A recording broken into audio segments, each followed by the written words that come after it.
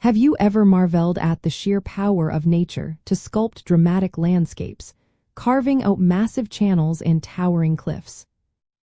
While both fjords and glacial valleys are formed by the erosive force of glaciers, the fundamental difference lies in their relationship with the sea. A fjord is a U-shaped glacial valley that has been flooded by ocean water, whereas a glacial valley is a U-shaped valley that remains above sea level and often contains a river or lake.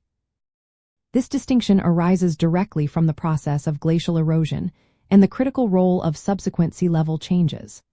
Imagine a colossal glacier, a river of ice thousands of feet thick, slowly but relentlessly grinding its way through a mountainous landscape.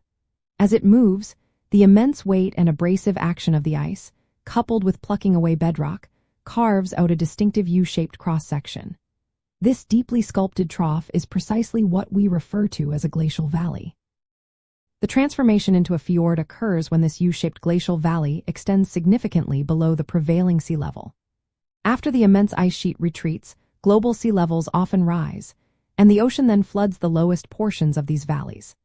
This marine inundation fills the deep, previously glaciated channels with salt water, creating the unique, often very deep and narrow, coastal inlets known as fjords, which are almost invariably flanked by steep, towering cliff walls. To accurately distinguish between these two majestic landforms, focus on their primary inhabitants and connection points.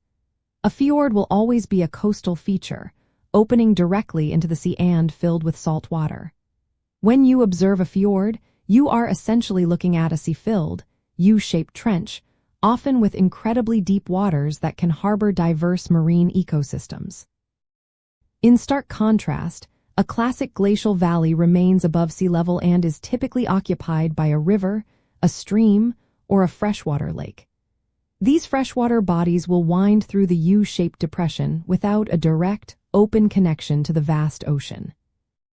You might also spot other clear indicators of past glaciation, such as terminal moraines, deposits of rock and sediment marking the glacier's furthest extent, or beautiful cirque lakes, also known as tarns, which are small, round lakes nestled in glacial depressions, all distinct from the marine environment of a fjord.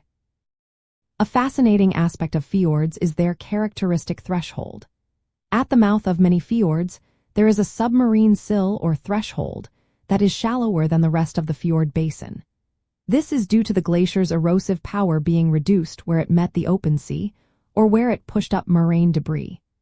This threshold can trap deeper, colder water, influencing marine ecosystems and water circulation within the fjord. Another key term is hanging valley, often found in both fjords and glacial valleys. These are tributary valleys that were less eroded by smaller glaciers and now join the main valley at a higher elevation, creating stunning waterfalls. Understanding this fundamental difference enhances your appreciation for the dynamic interplay between immense glacial forces and fluctuating sea levels. It allows you to interpret the geological story embedded in these breathtaking landscapes, recognizing whether you are gazing at a freshwater testament to ancient ice or a saltwater gateway carved by a glacier and claimed by the ocean.